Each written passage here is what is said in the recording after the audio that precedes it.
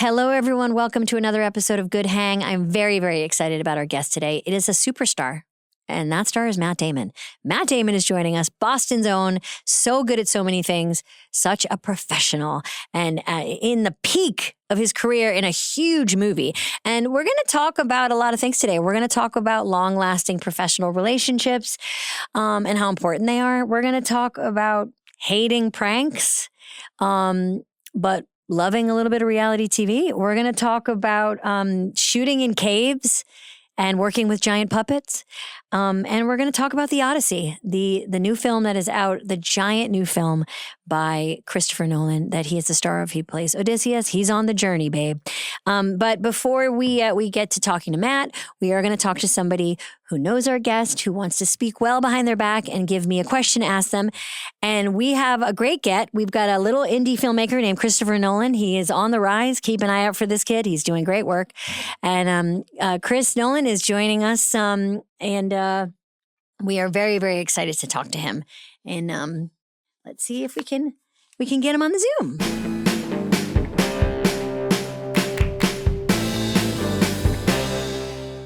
This episode is presented by Allstate. Checking Allstate first could save you hundreds on car insurance.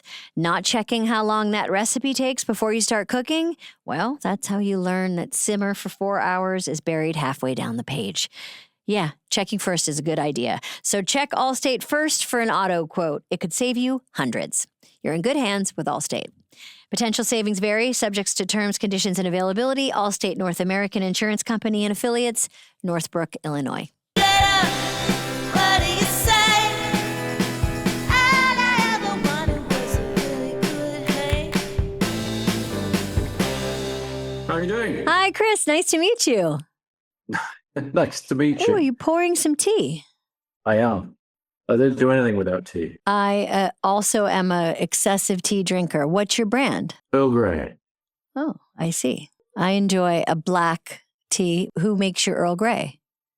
Twinings. I see. Have you heard of Barry's tea? Yeah.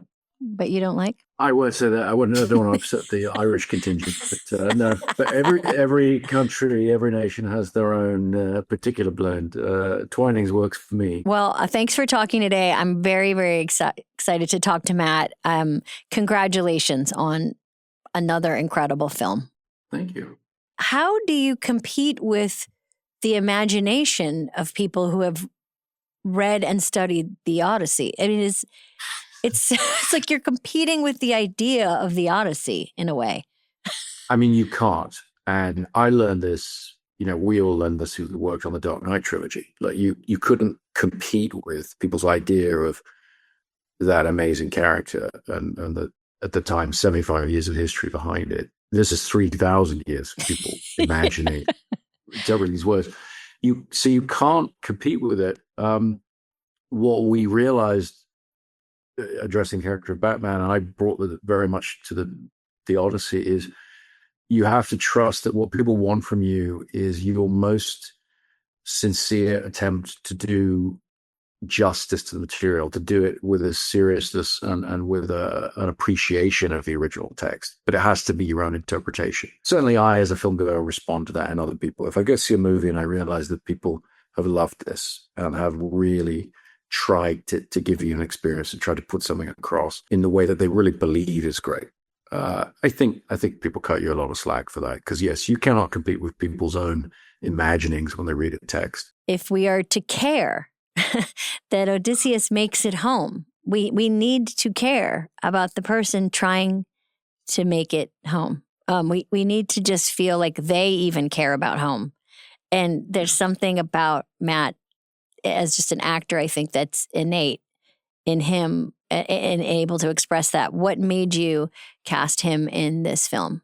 Well, I'd gone to 9 or 10 other people by the time I got that him on the list. But no, the truth is, I actually don't think about actors when I'm writing. I try not to. I try to really just live through the characters in the writing process and then come out the other side and go, okay, how is this going to work? Who are we getting for this? And Matt really immediately popped into my head because you're looking for this, what you're talking about, that kind of empathetic ability to draw the audience into a character's dilemma. And he has that openness. He brings the audience with him. But he also can project an iconic, frankly, superhero presence. I mean, he's the guy from The Martian or We Bought a Zoo, and then Good Will Hunting, and then he's Jason Bourne. Mm-hmm. And to be able to do such disparate things and sort of fuse them into a character was exactly what I needed. I also worked with Matt twice before, and I knew that the way we wanted to take this on, and what was really important to us in making the Odyssey was to try and get out there and find a way to bring the audience with us, put the audience on the deck of his ship and climb mountains and go into the Cyclops cave with him. So, I needed a partner. I needed somebody who would lead from the front and just dive in and do all of this crazy stuff without complaining about it. And he's in such a wonderful place in his life and career. He really appreciates what he gets to do. He understands how good he is at it, I think, in a really comfortable way, in a really great way. And he just leads from the front. He gets everybody inspired with him. And I think without that, we would have crashed and burned horribly. So from a practical point of view. You can't have an Odysseus complaining that it's cold or it's late you put him through the ringer. Put him through the ringer. And what's fun about working with Matt is, he's a great writer himself. You can have really, really specific and detailed conversations about the script and about how we're going about things. But he also doesn't talk for the sake of it. He doesn't want to just use you as a sounding board and hear his own ideas about the character. He sort of goes off and figures out who he is and then brings that to the floor, which is really fun to deal with. Well, he has to go rest because he has to work out 1,000, do like 5,000 sit-ups a day because you're insisting on making this, let's face it, middle-aged man. Yeah, he's exactly the right place in his time of life and everything to do it. And I actually had a moment with him at his first wardrobe fitting because we'd been fitting all of the supporting cast, all the guys who play his crew and some younger actors and everything. And they all come in and they've all got tattoos, Mm-hmm. which is a nightmare for a period film. It means hours in check because you have to cover all that up. Yep. And then put the costume on and then rain and wind and, costume will rub it away. And I thought, okay, well, here's Matt, he takes his shirt off the fitting and he's got a fucking tattoo. And I was like, not you as well. Like, what?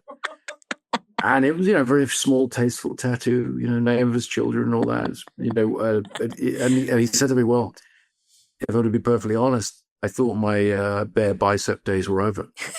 And I said, okay, fair enough. The truth is, I think they're just beginning, but, so yeah. Little extra time in the chair. Do you have to physically train to get ready for a film too? I mean, it is exhausting to be directing. Do you physically train when you're getting ready to go on set? No, I don't. But it's actually kind of a natural process of it because what happens before you shoot the film on a film like this is you start jumping on planes and getting in vans and driving all over the place, and you go off to scout and to find these places. And I do that with my designer, just the two of us. We go off and gradually we add people to that group and we make multiple trips, but we cover thousands of miles and we're just constantly climbing up hills and, all that. And the first couple trips are bad. I'm like, well, not up to this. Like, how is this going to work? And you're doing that thing where you're like, I know it's beautiful, but maybe Odysseus maybe is something a little closer to the hotel. Yeah,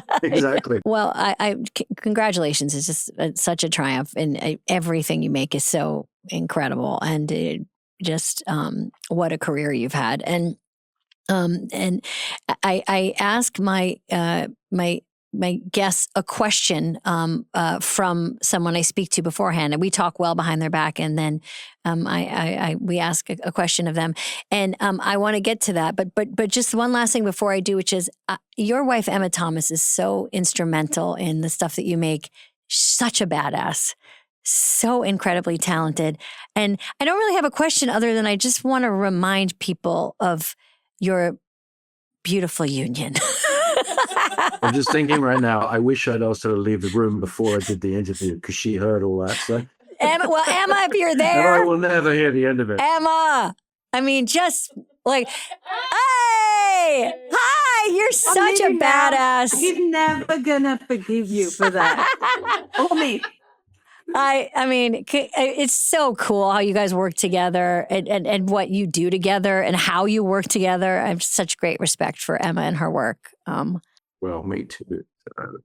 No, that's really a lovely thing to say. That's all. I mean, no question other than isn't it great to be married to such a cool lady? It is very great to be married to such a cool lady. It's very great to have such a great producer on the film. So, I mean, you take something like this, it's like it would be really unthinkable without her calm, clear, we'll get through this, we'll find a way sort of sensibility. So thank you for bringing that up. Yeah, of course. So do you have a question you think I should ask Matt specifically about the project or about him or anything you want to know about him, big or small, that you don't feel like you know? There is a question that I've tried to ask him before and I've never got a clear answer.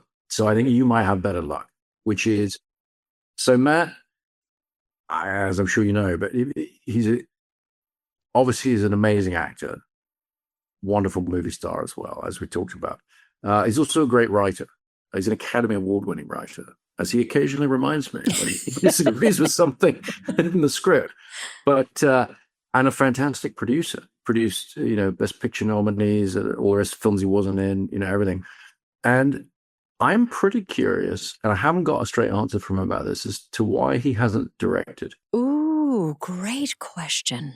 It's something he could have chosen to do. He's so knowledgeable. You get on a set with him, he knows more about everything on set than anyone. Well, almost anyone. I'm going to claim a little bit more knowledge of what I want to do on my set. But he's pretty in control of every aspect, holding in his head in terms of what everybody's doing, which is one of the reasons he's such a great collaborator as an actor, because he's not just looking at his part.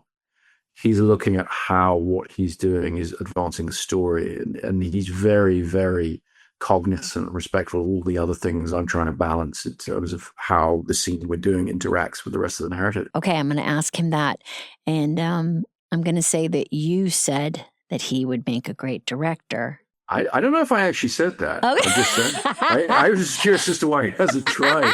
Maybe he noticed something. I think he has such a clear ability to be able to step into that role if he wanted to. So I'm curious. I mean, maybe there's something about him. Have you ever acted? No. I have far too much respect for what actors do to try and tread on their toes. I know. We always say on a set, everyone should just do everyone's job just for one take. Yes. I think nobody's afraid of being the director. They all think it'd be a great gig. Yeah, everybody. Until they have to do it. Yeah. But I think that might be the answer you get from Matt. It might be that he knows so much about it and he's seen so many people do it that he doesn't fancy sitting in the hot seat. Yeah. Awesome. Well, thank you so much for your time. Thanks for your incredible work. I'm going to let you get back to your tea. I know it's sitting right under frame. And we all know any good director, they've set up the tea in the beginning. We need to see that tea very soon, because it's going to be a big part of the story.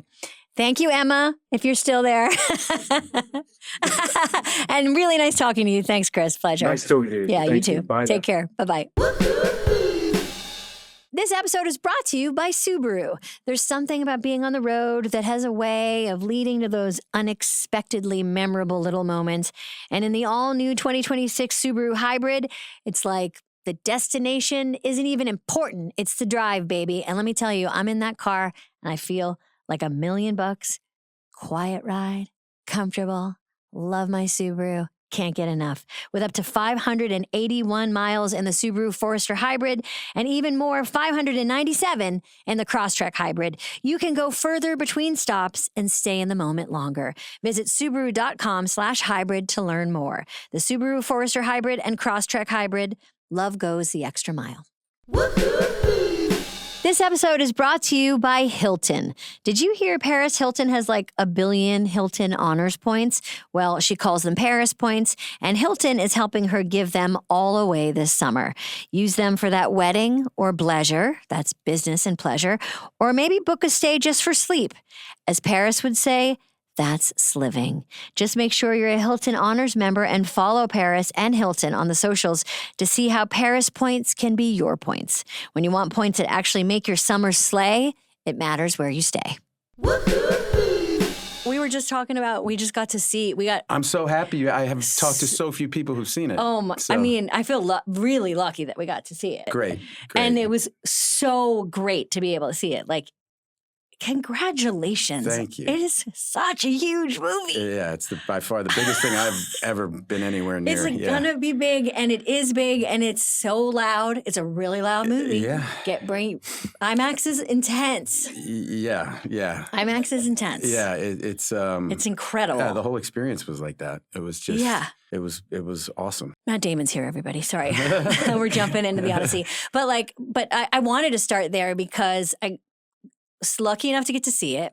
I've been thinking about it a lot. It's one of those things that sticks with you, of course, because it's like in many ways probably the most famous story ever told. Yeah. I watched it and it's been swirling around in my head, obviously because of what it represents. But I'm thinking about it as this meditation on aging. Okay. I hear you and I agree. Because you and I are the same age. Yeah. It feels like there's this moment in life now where it's like there's a past and all of the wreckage or whatever joy and love and drama that comes with that and trauma that comes with the past. This like real present that like is really hard. And there's like a lot of people you're taking care of, aging parents, kids, and then this version of how people think we are, or are we still the version that people think we are? Mm-hmm. It's a very cool, I've been thinking about it a lot because it's just really hitting me at this age. Does that resonate at all? It definitely does. And that's what I love about this movie and about the script. Like he's a really underrated writer, I think, Chris, because he's such a brilliant director that it kind of overshadows his writing is, I've read 3 of his scripts now because this is the 3rd movie I've done with him. And they're just so well written, and thematically this touches on so much. Yeah. And why I love hearing that is because to different people it's going to mean completely different things. Right. And where you are in your life, where we both are in our lives, like that piece will resonate with us. Yeah. But for instance, there was a guy who worked on the film named Duff who's a Navy SEAL, and we were on the boat one day out in the middle of the ocean and sailing back, and he just turned to me and we started talking about the screenplay, and this is without having seen the movie, and he said, I think this is the most the best movie about PTSD that I've ever read or seen, and it's like, so I think it depends on where you are and where you've been, and that's what's so great about the Odyssey is I think that's why it's survived for 3,000 years is because it works for everybody who encounters it. It encounters it at a different place in their life, and it's got some resonance for them. I ask this to people my age because I've found that this life is getting better, and it certainly feels, I mean, from the outside, not knowing your life, it feels like you've been able to just keep making more stuff that you enjoy and like just growing as an artist and all that stuff. What is great about being our age?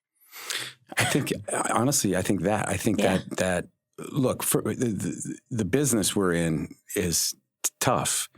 And I think, the first time we met and worked together, we were probably in our late 20s, early 30s. Right.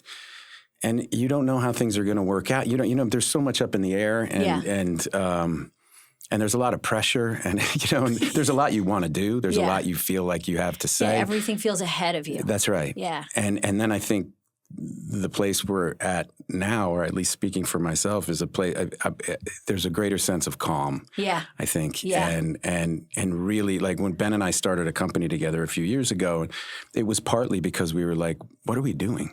Like, this is the most joyful thing, like our dream, like that we had when we were kids, literally children together, teenagers. What, you met, 10 and 8 or something? 10 and 8, but then we really were bizarre kids who were serious about acting, and we were in the union, and, and at 16 and 14 years old, we were going to New York together to audition for stuff.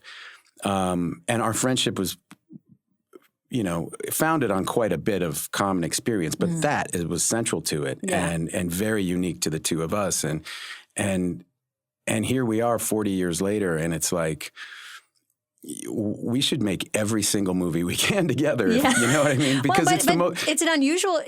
You said this before that you're really good at partnerships, like, Right. and feels like Chris is another one, like that where you're like, I'm really good at picking people who can be partners in my life, and the fact that you guys still work together this many years later and that you love working together, it's unusual. It's just like it's like, what do you like about working with them? I think for us, we've experienced so much of life together. You know, it's not a friendship that could ever be replicated just because we grew up together and which meant we were together all the time. You know, writing a screenplay together. And I think working together is one of the great things about writing with him was always the fact that there was an abiding love and respect underneath everything that was never in question. Yeah. It was very helpful. Yeah. And when you're working creatively with someone, because you're not worried about their feelings. And I mean, I imagine you guys have a pretty quick shorthand about what worked is nothing is taken that personally when you're creating something. Ever. Exactly. And it's just the allegiance is to the thing that we're making. Yeah. And we're trying to get there as quickly as we can and as efficiently as we can. And there's a deep trust. If you can get hung up on an idea sometimes, as a writer. Yeah. And dig in, and sometimes you can be wrong. And if you have somebody that you trust that much, they'll also hear you out. Yeah. And they're humble enough to know they might be wrong too. So it's just a very easy experience, and it also ends up being just really fun because you're doing it with for me it's like this my closest friend for 40 years, 45 years. It's like who else would I want to hang out with and do?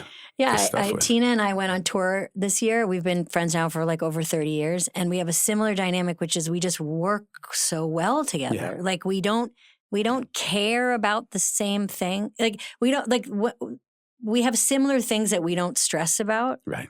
And then things that we're like, this is really important. We have to get this right. Right. There's this theory that the age you meet people, like you were 10, Ben's 8. I'm going to compare you guys to the Beatles, so get ready. It's coming from you, not me. Paul McCartney. Nope, you said I had to.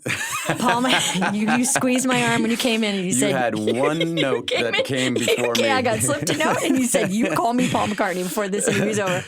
But it was like Paul McCartney is a couple years older than George Harrison, and they always had an older brother, younger brother dynamic just because they were 2 years apart. Right. Do you guys have an older brother, younger brother dynamic? No. No. Like same age dynamic. No, and in fact, Ben is an older brother, and I'm a younger brother, even though I'm older than him. Right. So I'm sure we fall. brother. And I've noticed that. My wife is also an older sibling. Yeah. And there's something about that. Yeah. I think that makes it easy. Yeah. You naturally fall into your role. Yeah. Like as a younger sibling, I had one. My big brother, and he was like a god, and it was just like I just had to follow him around. Yeah. My mom, she worked. She was like, my brother joined the YWCA swim team because his girlfriend was on the YWCA swim team. So I had to join the YWCA swim team. It doesn't matter. Like I could swim okay, but I didn't love it. But I was on the swim team. Yeah. But it never occurred to me that I could protest. Right. You know what I mean? Right. Whereas an older sibling is questioning everything because they're the ones who are kind of trailblazing and they're kind of responsible. Yeah. You can tell an older sibling right away. Yeah, for sure. You really can. And they're also like translating life to their other siblings, even though they could be like 12 months older than you. Right. And they're like, here's how it goes. Yeah. Here's the thing about this. But you brought up your mom. My mom was a teacher. Both my parents were teachers growing up. Your mom was an educator, author, like academic. You guys grew up in Boston, as we know famously. I also did. Sometimes you do feel like you got out. Yeah. And people are like, oh, good for you for getting out. Yeah. And sometimes they're like, I'm still, here, and you're like, that's great. I have no judgment about that. That's fantastic. Your life is great. And sometimes they have a feeling about it. Well, Krasinski has this great character called Bitter Boston Guy. Must be nice. And he leaves occasionally voicemails, and they are just. But it's like, no, good for you. Good for you. Yeah. Good for you. No, I know. I'm sure you're real busy, Amy. With your big life and everything. And From what I understand, yeah. you're bi-coastal now. I mean, not to Boston, but to New York, and I get it, you know. And it's just, and it's one of those, and it goes on and on for like 5 minutes, and I'm just crying by the end of these things. You know, I said to myself, if I go up there and talk to her, she's not going to want to talk to me. She probably won't remember me. She won't remember me, but I remember you. I remember you, and good for you.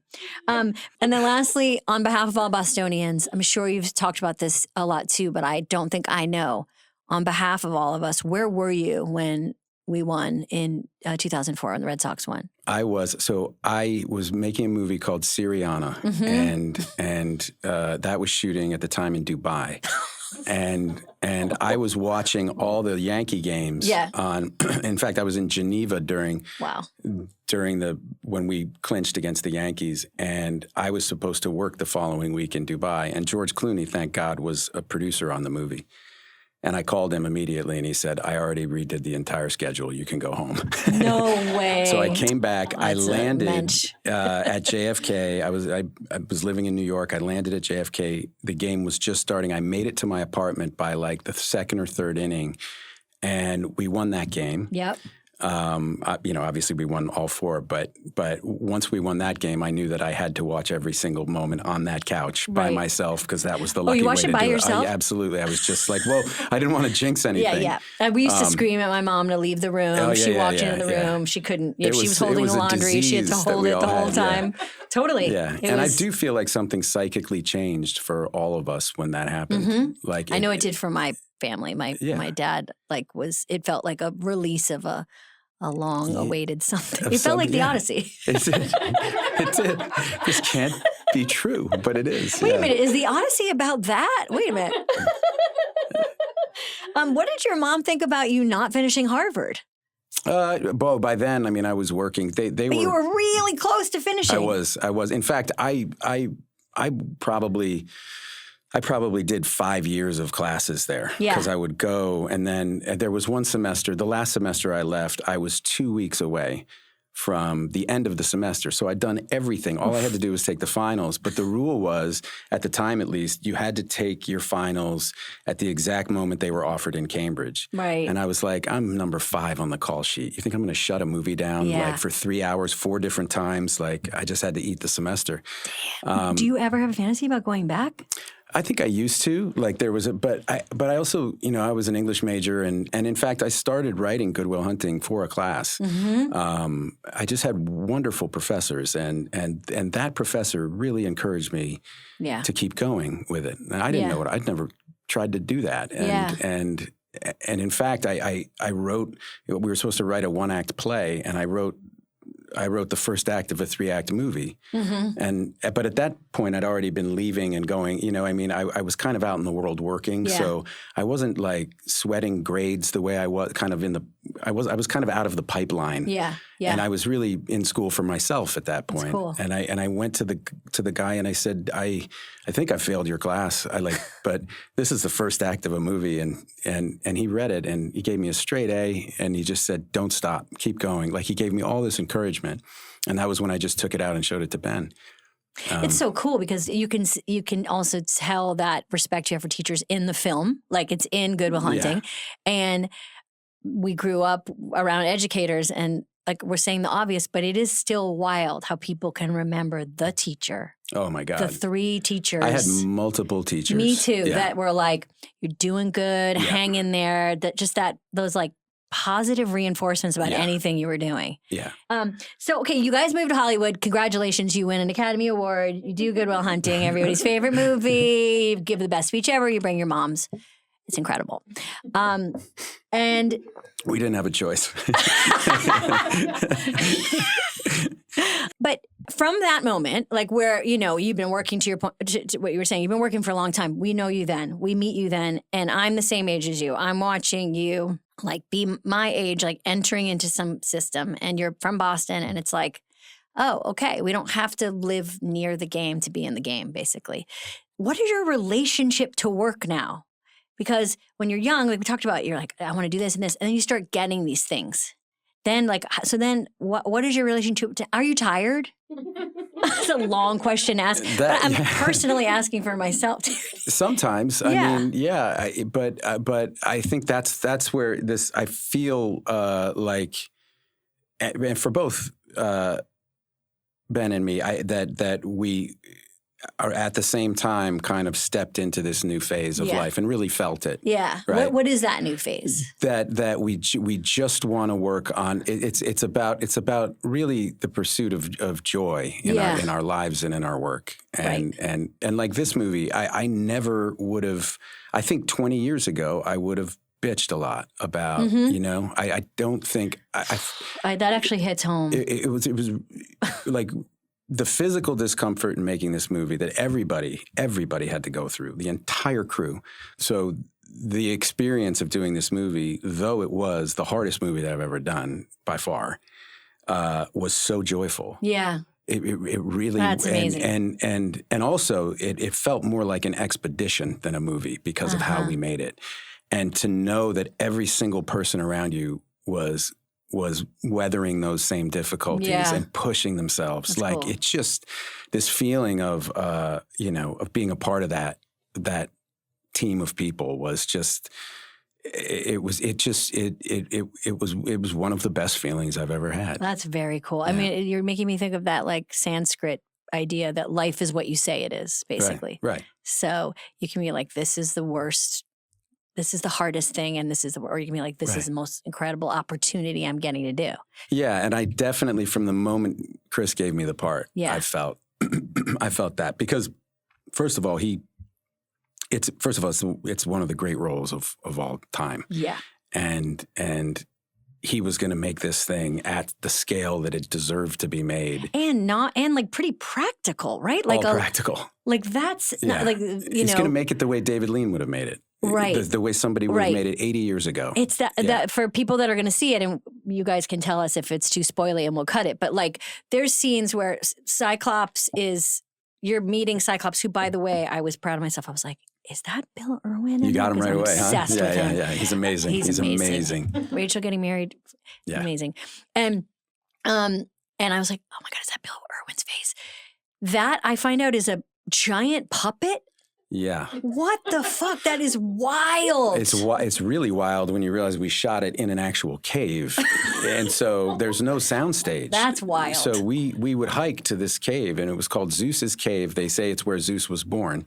Oh, and we would hike up to this cave. And the rigging that the guys did in this cave, they basically turned it into a soundstage almost. Yeah, you know, like there were.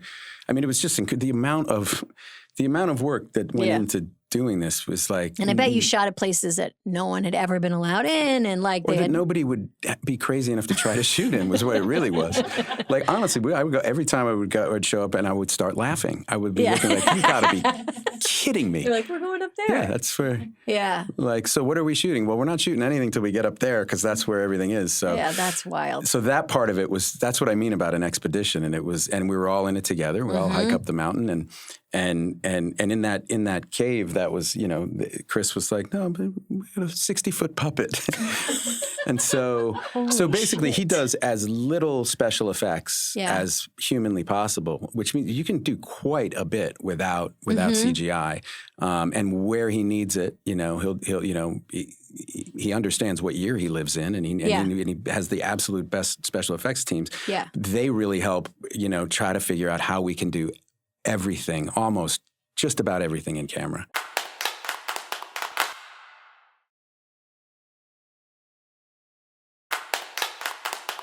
Much like I compared you to Paul McCartney, I'm going to compare the Odyssey to SNL. But SNL is like SNL. That's another thing that I told you. But similarly, there's few places left that's like, we have a show tonight.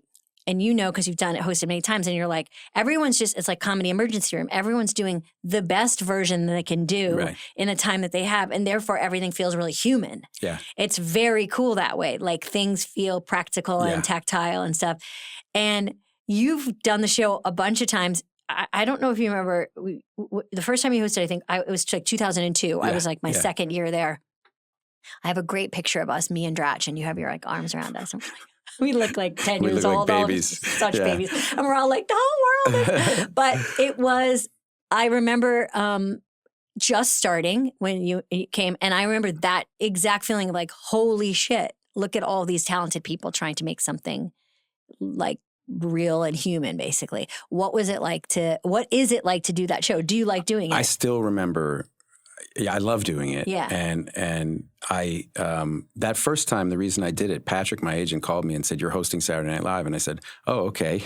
Like, but I don't have anything coming out. And he goes, "No, Bruce Springsteen's the musical guest. We're going to get to hear 2 songs from Bruce."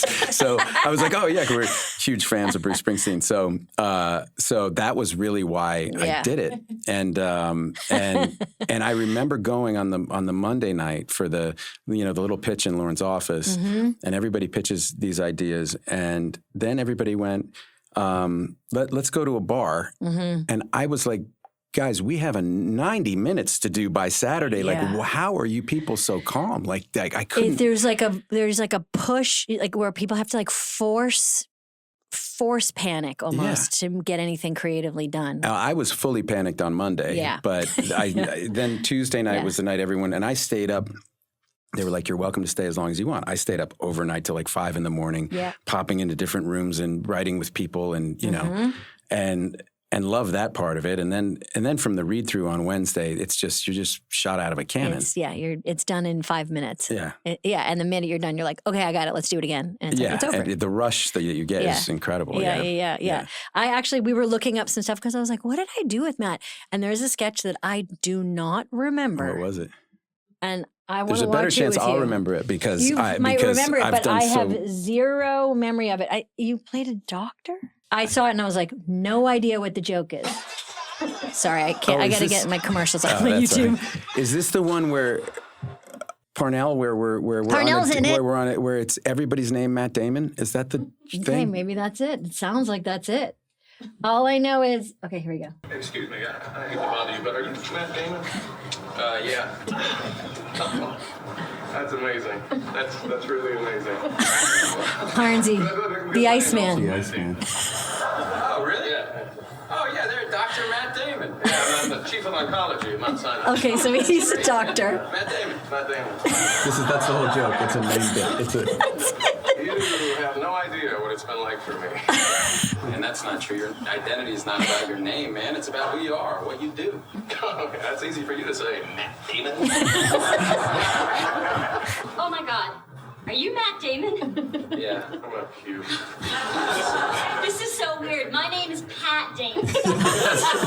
Okay, now we're heightening. We're 2 minutes in. We should always get married. And now we'll do the introductions. Who's your Wait, friend? you do remember this. Matt Damon, Matt Damon, Matt Damon, Matt Damon. So stupid.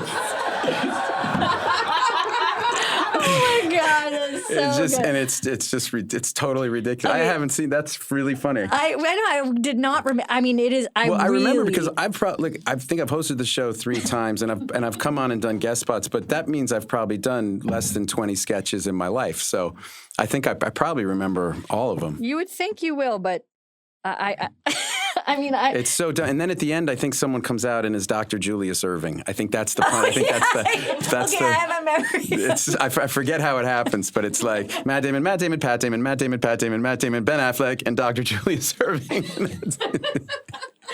I don't think it played that well. I thought it was funny. I know. But it's a good example of like, there are hosts who like, especially in your first time, you don't really know the power you have. No one really tells you the power that you have where you can be like, I don't want to do that. Yeah. But there are hosts that are like, I like to pick the funny stuff. And then there are hosts that are like, I want to pick the stuff that I'm in a lot or that, and that's a real ensemble-y sketch. You don't get to do much in that. Well, I said that, but I always say to Lauren, like, I want the best show. Like, I just, this last one, I think we cut 5 sketches after dress, that I was like in heavily. And I was like, whatever makes it, you've got a younger cast and it's like they're trying to like establish themselves and like, all right, if you've got something for them to do that, you know what I mean? Like, you all have to do this next week, Yeah, but a lot of people don't really take that in. Like, and I don't even necessarily mean it's a bad thing. They're just like focusing on other like things. Like, you have this ability, you always have, I think, to pay attention to like the environment that you're in, what other people need. I mean, I think it's what makes you such a good producer. I think it's what makes you such a good collaborator. Like, that isn't always people's process. They just don't know how to take all that in. I guess I always just defaulted to the better the thing is you're making, the better for everybody. Yeah, very true. And I really do think that way about movies too. Yeah. I don't always take the best role. You know what I mean? I want to be in a good movie. Oh, you've been in so many good movies. Yeah, God damn. yeah. I mean, that's interesting you say that because like even in Interstellar, that role that you take is a really surprising role to take with. Chris undersold it to me actually. Because Chris, I was really happy to get the call from him, and he I guess like trying to manage my expectations said, you know how they say there are no small parts, only small actors? And I said, yeah. And he goes, this is a small part. So I was like, okay. But I read it and I was like, no, this is a terrific part. Oh, like it's a really great part. I mean, it's not big, but it's a really good part. Really good part. And so, yeah, it's always about if there's something I feel like, you know, worth doing, it doesn't have to be the biggest thing. Yeah. I mean, you got to work with so many amazing people. If it's okay, I want to just ask you about a few because some of them we talk about here a lot and some I had the pleasure to either meet or work with and I like love talking about them. Yeah. And you've talked about him a lot, but can we just talk about Robin for a second? Because I had the experience that, as I'm sure you did, of like feeling like I got to watch him use his gift to make young people feel like they had some kind of future in whatever they were doing. That was basically, he would come, Robin Williams would come and improvise at UCB and like jump in the improv theater that I was a part of, and he would just show up. I mean, people would lose their minds. Yeah. He would show up and he'd talk to all of us 20-year-olds like we were like smart and funny and like change our lives. What was he like? What was it like to work with him when you were so young? Yeah, he was like that generous. Yeah. Like that was just that's just who he was. Yeah. It's just like overflowing with generosity. Yeah. Like as a creative partner to work with, to do scenes with. And obviously this was something that we'd written. We'd been holding on to this thing for 5 years. And how seriously he took it, how prepared he was. Interestingly, he did a lot of takes. At his... what did he feel like he didn't have it? Like, would he want more because he wasn't quite sure if he was having it? And I remember Terry Gilliam telling me, like, Terry Gilliam gave him after they did The Fisher King, and Robin's brilliant in that movie. Amazing. And Terry gave him a report card at the end, and it had all these different things like creativity, you know, energy, all this stuff, you know, A, late night phone calls, F. Because Robin would get home and he would call, and he was a ruminator? He was a ruminator, and there were things we went back and did another pickup of a thing, and we'd shot it 15 times already. Yeah. And Ben and I knew we had it. Gus knew we had it. Yeah. And I think might be the comedy background where it's like, I'm going to refine this joke. Yeah, there's always a joke there's always you're something thinking more about. that I can grab in there. Yeah. And he had this like, you know, and he was like indefatigable. Like the guy just had so much energy. And so we went over budget in film. I remember every day at lunch we would send out to Kodak. They'd come back with more film because we were burning through a lot of film, really just for him to feel like we got it. Yeah. You know, I mean, Ben and I knew, like, I mean, even like the last line of the movie that was not written. He was just supposed to come out and read a letter and it was just the camera was supposed to sit on him for as long as he wanted, as he thought about this boy's driving out of town and he's on his way. You know, he's going to go see about the girl. And Robin, we left the camera rolling and we were shooting up at him and I was right next to the camera because every time he came out, when he opened up the letter, I said it so that he could hear my voice. And so Gus and I, the director, and you were standing by camera to do it? Camera. Yeah. And he wasn't meant to look at me, but just so he could hear me. And he must have done 15 takes, and he'd put the envelope back, and he'd put it back in the mailbox, and then he'd go in, and we'd still be rolling, and then he'd come back out. And he did, you know, a few without saying anything, and then he just started improvising lines. And on like the 9th line, he opened the door, and he looked, and he read the letter, and he said, "Son of a bitch, he stole my line." and I grabbed Gus. Like, I mean, it's like, you know, when a piece of dialogue falls from heaven, and you know, and you just know. Yeah. But Robin went back in and he did it 5-6 more times. He came back. And I remember Ben wasn't on set that day for some reason, or maybe he couldn't fit up where we were, and so he was back. And I just couldn't get to him fast enough to tell him, you're not going to fucking believe what he said. Listen, and Ben, the second he heard it, like, that's it. Yeah. Like, we knew, like, that's the, but Robin must have known because it came out of him. But like when that line comes out of me, if ever I'm lucky enough to come up with something on the spot that just comes out in the moment and it works, I know it. And now I'm a dog with a bone. You know what I mean? I'm not going to go start trying that other is the stuff. thing I love about improv, Right. I have to say, is it's like so many ideas are flung around and a lot of them are jewels and they're just thrown for free. Yeah. Like, it's like, here's 10 more. Yeah. And you're like, whoa, these are like, let me pick these up. Like each one could be interesting.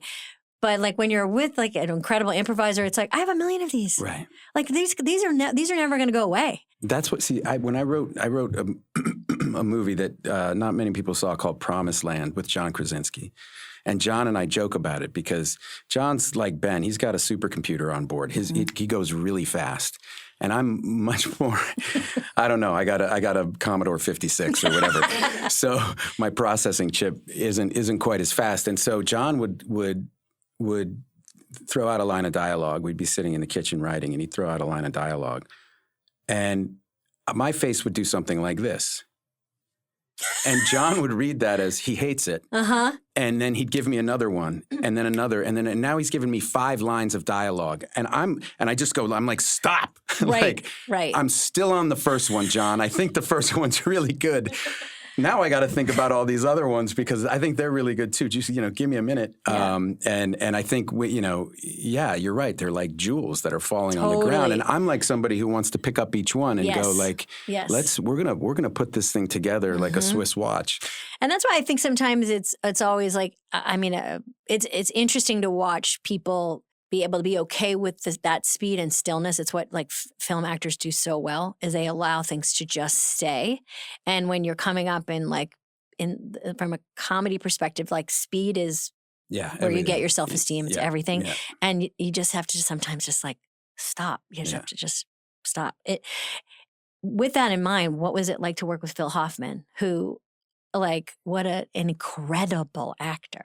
Yeah. What was it like to be, because your character is really, you have to square off with him in this way that is, he's so intimidating. He's so good in that movie. He's so just, good. He's good. He was great in everything. But holy shit, he's good. Talk about a role where you come in and, the scene where he comes back, where I kill him in Townsend Mr. Ripley. Spoiler alert. Spoiler alert. Spoiler alert. Odyssey. It's a long trip. I loved him because we'd rehearse. There was a whole month of rehearsal, and we got to know each other, but I hated him so much that day. Yeah. You know what I mean? But because that's how it's like he built the energy for that scene. It was like a fucking Marvel superhero coming out of him, and sucked me right into it. And we had this day of working and we liked each other. Yeah. You know what I mean? Yeah. But that was not. Yeah. That wasn't in the room. Yeah. And I just remember, it's that I've said, I say it all the time because it really is the truth. When you're working with a great actor, they're great enough for both of you. And it's like just paddle into the wave and stand up, and that's it. And you just get transported. And that was what he was. He was just phenomenal. Yeah, he's incredible. And his theater company was great. I used to go and see them. Did you ever do anything did you do a lot of theater in New York when you were? No, I was working already. And the last play I did, in fact, Phil was there. We did. I think he was doing Jesus Hopped the A Train, or he was directing it. I can't remember, but we were all over. And then Gwyneth was doing Proof, and Casey Affleck and I and Summer were doing This Is Our Youth. And we were all in the West End in the same summer. None of us saw each other's plays because we were on the same schedule, but we were all, it was like the Ripley reunion kind of, right? And I think Jude was like doing something that summer too, but we were all. Do you ever I'm sure you get offered all the time, do you ever want to do something on Broadway? I've thought a lot about it. It's the schedule that Brutal. until my youngest is a freshman, and once she's out of the nest, I would definitely do it. Yeah. It's just not a great schedule for parenting. Crazy schedule. And all the SNL ladies are on Broadway this summer. Like they're all Dratch is in Rocky Horror, and Anna's in Schmigadoon, Amaya's doing O'Mary right now. I'm like watching them all do it, and we've had a bunch of Broadway actors on here. I having the hardest part of your day be the end of your day every day, sometimes twice a day. It's brutal. Yeah. So hard. And I remember even this is 20-something years ago, doing that play, and I love that play, and I love Kenny Lonergan. But this elation coming off stage when things went, when it was like, oh my God, that was something. And then that would last like 5 minutes, and then I'd go, I have to do this twice tomorrow. And I remember thinking, why didn't someone just film that? You guys are making this so unnecessarily difficult. We could be in the can. We could be done. We could be in Toronto. We could show it in Toronto. We should be at the festival. What is happening? But yeah, I mean, Cheadle's is doing Proof right now. Yeah, I that's just went right. and saw that, and he's fantastic. But how fun were those Oceans movies, by the way? Speaking of Cheadle, that looks like, I mean, what a boondoggle. Not you fun guys, for Steven Soderbergh. Yeah, he was the one that had to make them. He actually had and you to. guys were like having cappuccino, and he was like, exactly. "Can we roll?" I mean, God, they look so fun. They look so fun. They were really fun, and it was just a wonderful group of people. And and the group changed. It's like as the movies went along, then suddenly, people were married, people had babies. We were loaning diapers to each other. You know what I mean? It was just a nice kind of run of life for us. Yeah, you mentioned Clooney. We have a fun thing with, I don't know if you remember us and Clooney and you, because what a Hollywood thing I just said. We have a fun thing, me, you, and Clooney. No, but when we poked fun at him at the Golden Globes, he's got a great, as do you, great sense of humor about himself.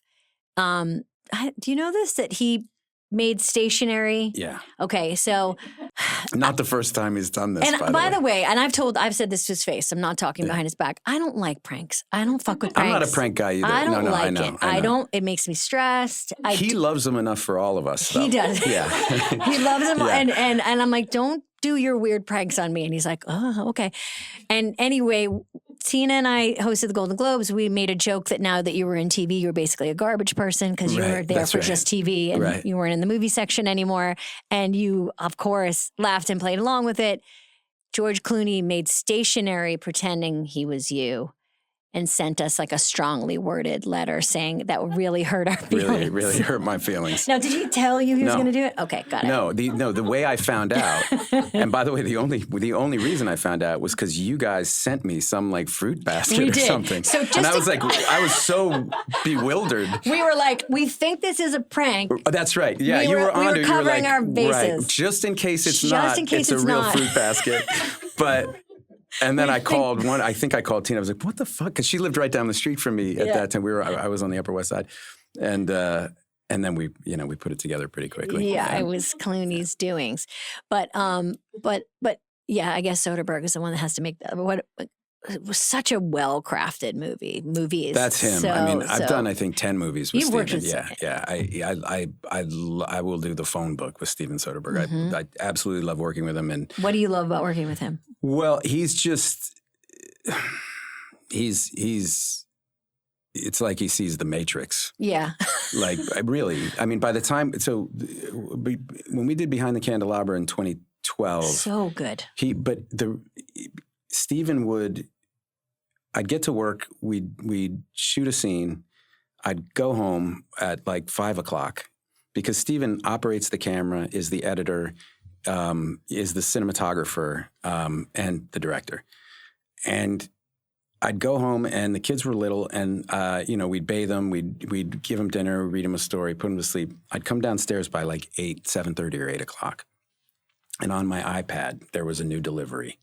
And I'd open it up, and it was the scene we shot that day, fully scored as it was going to appear in the movie when it came out 9 months later. Holy shit. Yeah. So for Michael and me, Oh, wow. you're playing this relationship, which is this kind of dysfunctional relationship, a kind of descent into like drugs, and it unfolds over time, and so to calibrate the performance is difficult, but not when you can watch. Yeah. What well, you here's just the next, did. Yeah, here's the scene that's going to happen after this, and here's the scene that just happened before this. Wow. I know, and then Steven's like, "All right, I'm starting on Michael's face," and you know exactly where you are at all times. Oh God, that feels really comforting. It's unbelievable. It's like, and I always say, like, the only excuse an actor has, and it's a legitimate excuse if you suck in a movie, is I didn't know what movie I was in. Yeah. That's a totally fair, like, if the director just couldn't communicate the tone and couldn't, it's very easy to be in the wrong movie. Here's another Soderbergh story. Like, when I did this movie with him, The Informant. Great movie. And yeah, I love that one. And we shot a scene where my character had to apologize to the entire town. Basically, he stood up in court. And we had the transcript of what he said, and those were my lines. And so we're in Illinois, I think it was Springfield, Illinois, in the courthouse he was actually in. And the entire cast is there because they're all sitting in the gallery, and they're the people that I need to apologize to. And so I stand up and I start this apology, and I get legitimately choked up. I don't mean to. I'm trying not to. And I get through it. And Steven's kind of shooting a wide shot on the other side. And I hear cut, and he walks over, and I'm sitting at the defense table, and he comes up and he goes, "No." I'm like, "No?" I said, "Fuck you, no." I go, "That shit just happened, man. That was real." Yeah. Like, what? He goes, yeah, no, you're in the wrong movie. And I went, "Oh, okay, get me in the right movie." And he sits there and he thinks for a second, and he goes, "Do it like an awards acceptance speech." Oh, incredible direction. Yeah, Oh, because it was dream. like, this guy, this was this guy's moment. It wasn't, I'm admitting, it was, everyone's here for me. Yes, that's like, right. This is incredible. This is like, wow. Yeah. Right. And I think that's what I said, like, wow. Yeah. And it's like, so interesting. Now, both scenes in a vacuum. Also, like, it makes sense that, like, I had a real emotion. Like, I really felt something. Isn't that what I'm supposed to be doing disconnected here? To the part of me. That's how this is supposed to go. Oh, yeah. But not if you're in the wrong movie. Okay. And so Christopher Nolan, The Odyssey, we're talking about it. You're back with him again. You've made 3 films with him. So we do this thing where we talk to somebody before our guest comes in and talk well behind their back. And I got to talk to Christopher, and I was a little intimidated, to be honest. He's very intimidating. Wore a suit, drank tea, and is so good at directing and just such a formidable artist, and like really such a, like, the director of this decade in so many ways. And you know this because you've worked with him so many times. But he's asking a lot of you. And you just said earlier, like, that's the part that you're realizing, like, oh, I'm not going to complain about this. I'm going to decide that this is going to be the most, like, fulfilling, incredible experience. But it is still a physical experience. Like, it still means that you have to get in probably the best shape of your life. Yeah. And as a person of similar age, it's like, it's one thing running and punching and born in your 30s. It's way different to be getting jacked in your 50s. It's really hard. It's just a complete lifestyle change. Right. So everything goes away. There's no planning it. Like any other time I tried to do something like that, it was always like, well, my workouts and my thing. And this was like, no, just everything. Yeah. Just put your foot on the gas, and that's it. And that's the only way to do it. Yeah. And eat a little less. But no gluten. No gluten, which changed my life. Are you still no gluten? Still no gluten. You don't have any desire for it anymore? Because of what it does to me. Yeah. Like I didn't realize the level to which I didn't know. Well, it's funny you say that, because I feel like our generation, like, a lot of food allergies and stuff or whatever, or sensitivities, We didn't really have that. Like, we didn't talk about that. We didn't talk about it, and I didn't realize the level to which it was affecting me and affecting my life. Like it's completely changed my life these last couple years of not eating it, and so that's made it like it's a bummer. Yeah, like I'm a big fan of bread, but yeah. beer, and you know what I mean. Like you know, pasta and pizza and all that stuff. But how I feel is just so much better. Yeah. Incredible. Yeah. Okay.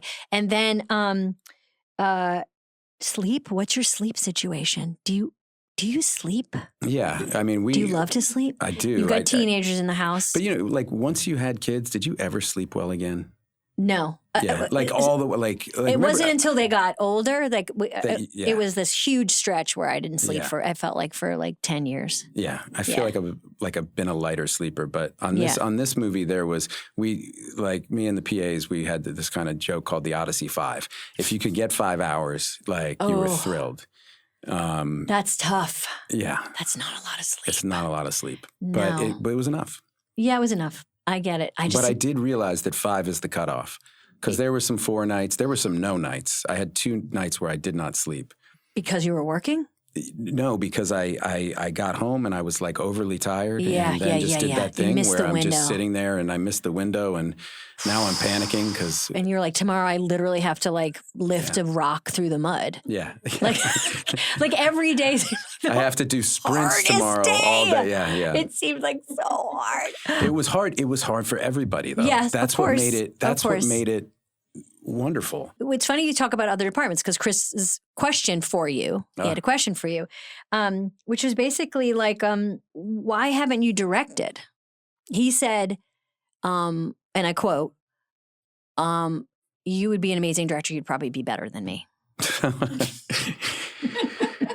He lies in interviews. That's what he said. Lovely thing to say. That's not true, but it's a very lovely thing to say. I almost directed a couple things. I almost directed that movie Promised Land so in 2012, but I ran long on another movie, and I would have had to come down home, put my bags down, and leave again. Yeah. And so I bowed out and then called Gus Van Sant, who then stepped in and directed it. So. So as a producer, I made the movie better. Right. And then another movie that John Krasinski and I commissioned Kenny to write, Manchester by the Sea, and I was going to direct it. Incredible and movie. Then as it started to come in, I was like, Kenny, you got to do it.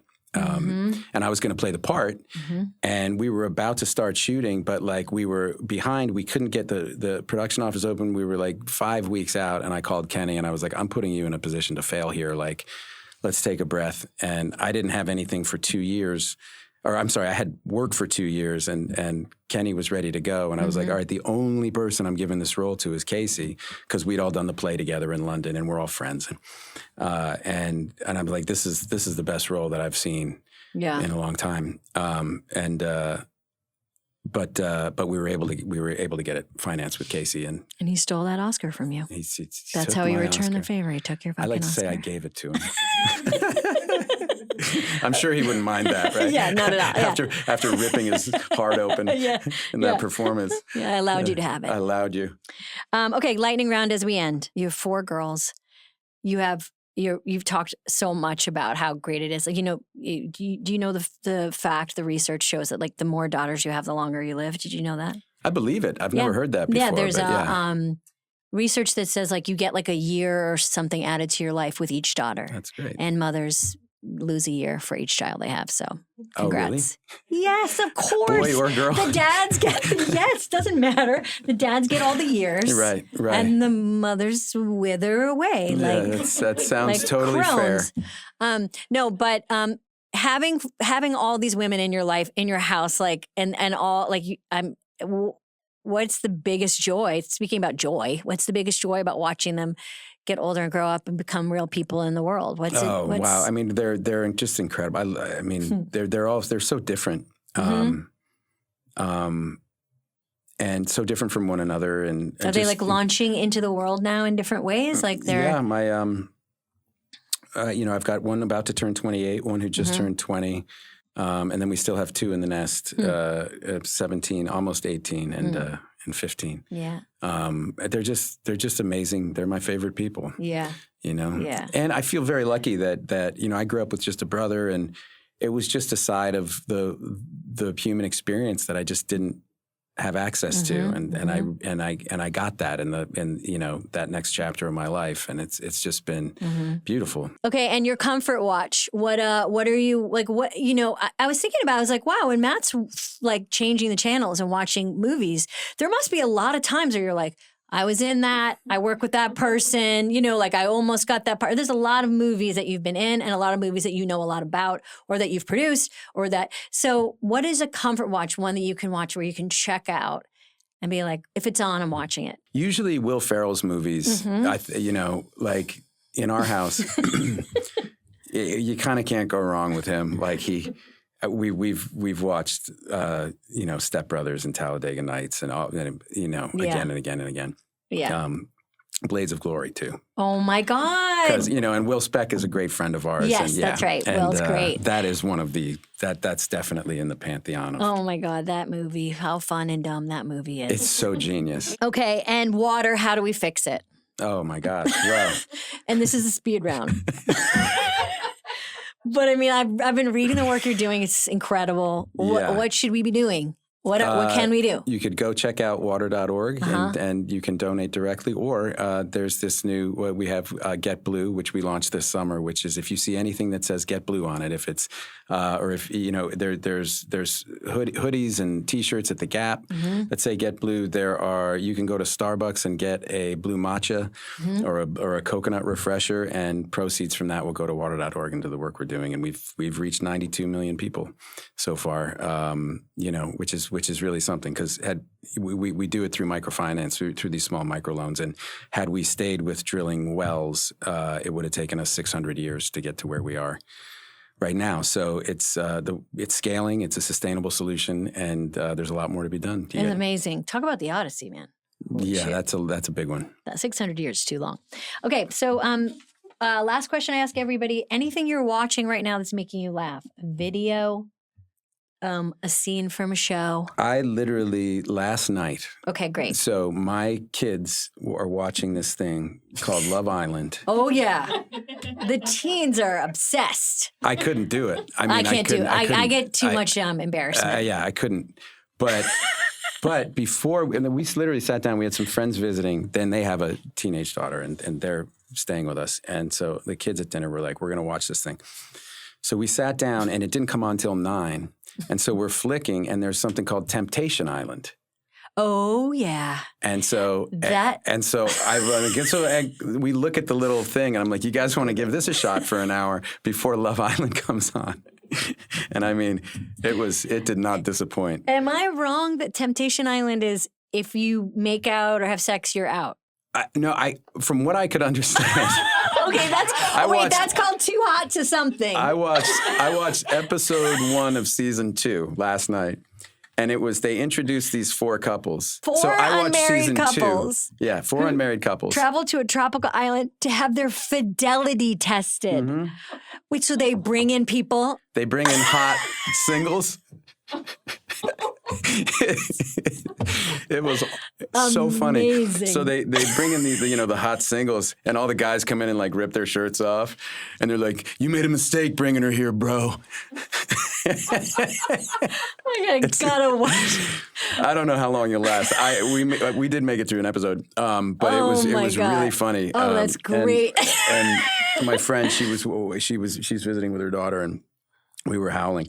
But it's these 4 couples, and you're like, and the kids are like they're taking bets on which couples are going to make it. Sure. And I'm like, guys, I doubt if they all just were faithful to each other, there wouldn't be much of a show. So I have a feeling someone's going to buckle. We're going to see some cracks in the veneer. Also, the acting exercise of having to come in and be so confident. It's unbelievable. I'm breaking you guys up. I know.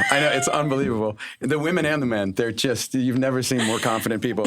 Couples get all, they do these in-depth interviews, and then, where it's just like, he's had a problem with fidelity in the past. But this time it's going to be fun. This time he's going to prove it by going to Temptation Island.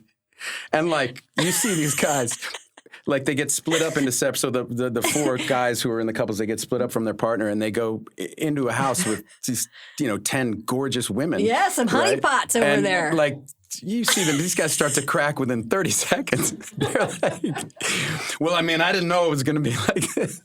I mean, what is a man supposed to do? Exactly. And it's also they're all in their 20s. Yeah. And they're all like, I mean, she really means a lot to me. We've been together for 15 months. And it's like, I mean, after 6 months, I had my lapse and I was unfaithful to her. But since then, and you're just like, this is a fucking disaster. I don't know if I'll hang in there. I made it through one episode. We had some laughs. But I love that your kids were like, I don't know. They seem pretty in love. And you're like, I have a feeling someone's going to fold. Yeah. Just from a writing perspective, I can tell you, we're going to need a little more conflict. It would be so sad, too, for that casting. And they're like, good news is you got Temptation Island. Oh, my God, exciting. Bad news is you're not coming in to tempt any of the people. Right. Why not? We just thought it would be better if you were the lady that worked at the island. Well, Matt, thank you so much for coming and doing this. It was such a blast. Yeah, and I had a ball. Congrats on this Thank you. incredible movie and Thank you. all the work you do. And thanks so much for being here. I appreciate it. Thanks, guys. Thank you. Wow, thank you so much, Matt Damon, hometown hero of mine, Boston boy, done good. Thank you for coming, and what a pleasure to talk to you. And your work is incredible, so congrats on that, and keep doing it. And for this Polar Plunge, Matt talked very briefly about something that he created, a global nonprofit at water.org. But what it really is an incredible organization founded by himself and Gary White, and they provide microloans to, make sure that there's clean water and proper sanitation all over the world. So it's pretty awesome. I mean, sometimes on these plunges, I talk about, I don't know, a song I'm listening to, or I could use this plunge to, goof around about The Martian. But no, I want to just remind you to go donate time, energy, or money to water.org and go see the Odyssey. I mean, the Odyssey doesn't need me to pump it. Everyone in the world is going to go see it. Okay. Thanks for listening. For Good Hang. Okay, bye. You've been listening to Good Hang. The executive producers for this show are Bill Simmons, Jenna Weiss-Berman, and me, Amy Poehler. The show is produced by The Ringer and Paper Kite. For The Ringer, production by Jack Wilson, Kat Spillane, Kaya McMullen, and Aleya Zenieris. For Paper Kite, production by Sam Green, Joel Lovell, and Jenna Weiss-Berman. Original music by Amy Miles.